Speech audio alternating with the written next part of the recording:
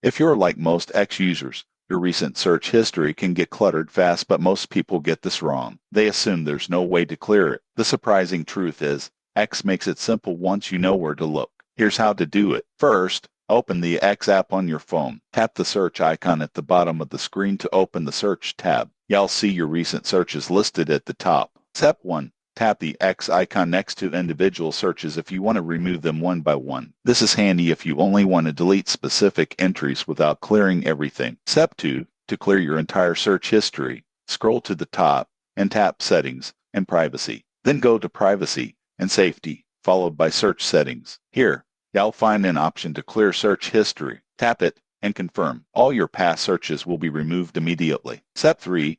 For extra privacy, you can also turn off personalized search results. This prevents X from using your previous activity to influence search suggestions in the future. I tip, clearing your search history doesn't affect your account or tweets. It only removes the records of what you've searched for. It's perfect if you share a device or just want a fresh start. In conclusion, clearing recent search history on X is quick and easy. Whether you want to delete a few searches or your entire history, these steps give you full control over your search data. If this guide helped you, subscribe for more step-by-step tips on using X and managing your privacy efficiently.